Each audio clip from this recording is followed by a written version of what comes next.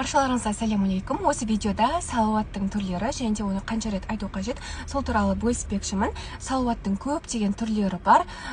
Енді санын айта алмаймын да. Соның ішінде бір ғалым бар, Далаиль Хайрат деген салауаттар жинағын кітабынан қалың кітап жазған. Ол басқа елдің ғалымы. Оның осындай салауат туралы кітап жазуына өзінің әйелі себепші болған екен.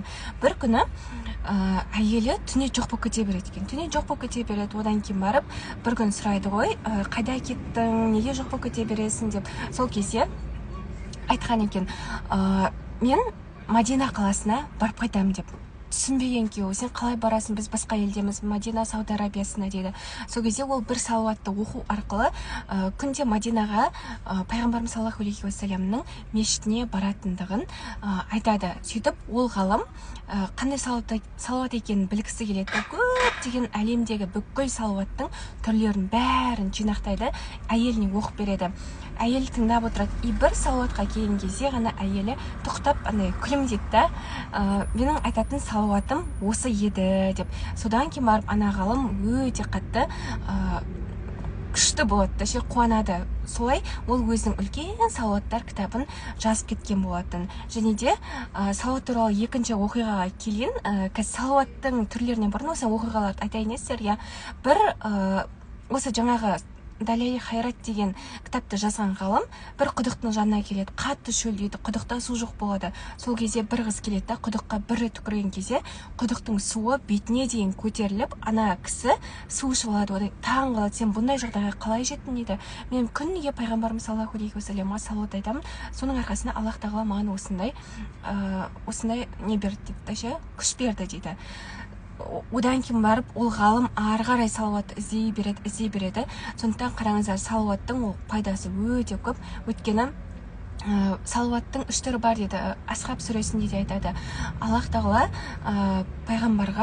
Аллах тағала және періштелер пайғамбарға үнемі салауат айтады дейді.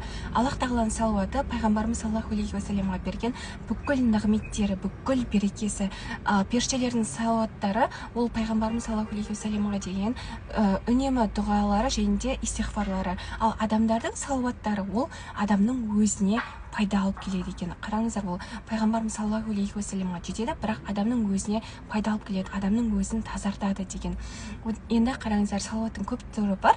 Ең қысқа түрі пайғамбарымыз саллаллаху алейхи уассаламның есімін естіген кезде саллаллаху алейхи уассалам деп өзіңіз еститіндей деңгейде айту, немесе алейхи саллату уассалам деп айту. Және де қазір жарыста айтылып жатқан салауаттың түрі ол Аллахумма солли аля Мухаммадин ва аля али Мухаммад деген салауаттың түрі.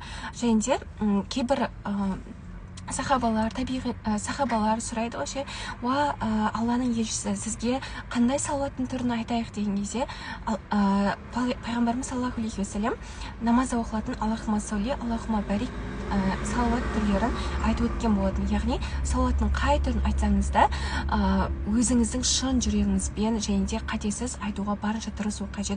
Өйткені кім бір салауат айтса, Аллах тағала оны 10 дәрежеге көтеріледі, 10 күнәсін кешіреді деген хадистер де өте көп, оны білеміз. Енді кім күніне 100 рет салауат айтатын болса, Аллах тағала оның дүниелік 30 қажетін, ал ақыреттік 70 қажетін орындайды деген хадистер де бар.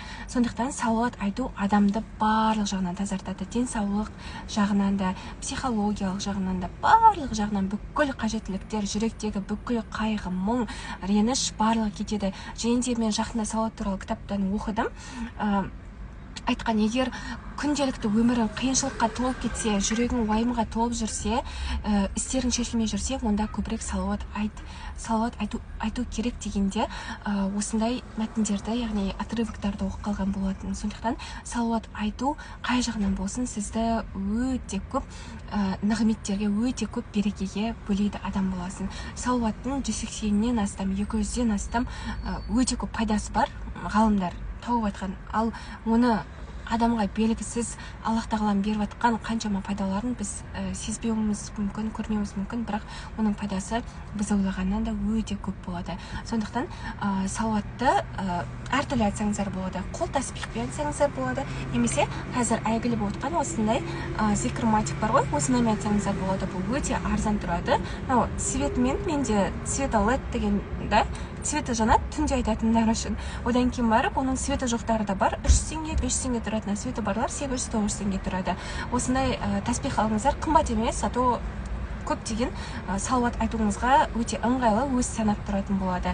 Немесе қазір қымбат түрлері бар, зикр ринг деген түрі, оны мен қолданып көрмегенмін, бірақ оны мен де қолданып айтсаңыздар болады. Немесе жоқ, вообще таспихыңыз жоқ болса, соткаңызда сәжде kz деген сайт бар, соның ішінде зикр деген ішінде салауаттар көрініп тұрады.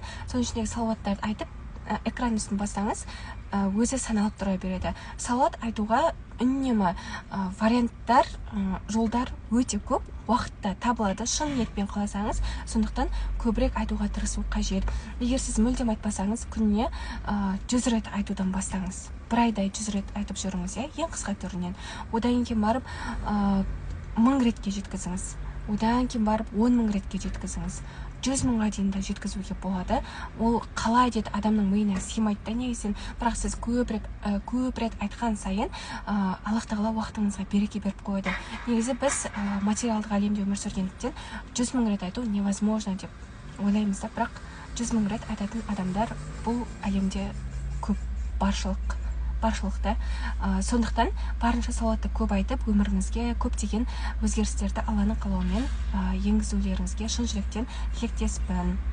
Салауаттың басқа да пайдалары туралы мен алдыңғы видеоларда айтып өткен болатынмын. Соны тыңдап өтіңіз. Салауатты қалай шын жүрекпен айтуға болады, және салауат айтқан кезде тағы қандай басқа амалдар жасауға болады, пайғамбарымыз саллаллаху алейхи уассаламға деген махаббатты арттыру үшін. Соның барлығын алдыңғы видеоларда айтып өткен болатын. Сіздерге бар жоғы шын ниет, ықылас керек, және де осындай зикр-матик керек, немесе жоқ болса соткаңыздан айта беріңіз. Және де салауат айту үшін ешқандай дәрет қажет емес. Ең бастысы туалетте айтуға болмайды. Басқа любой жерде дәретсіз айта бересіз салауатты. Өйткені кейбір дұғаларды айтқан кезде біз кейін сұраламыз да, ақыретте да сен қандай ниетпен айттың, қандай оймен айттың деген сұрау бар да ше. Ал салауат айтқан кезде сен қандай оймен айттың деп Алла тағала бізден сұрамайды. Өйткені пайғамбарымыз саллаллаху алейхи уассаламға айтылатын салауаттар, оның пайдасы өте көп. Сондықтан салауатты өте көп айта беріңіздер. Сол арқылы имандарыңыз күшейеді, өмірлеріңізде иншалла жақсара беретін болады.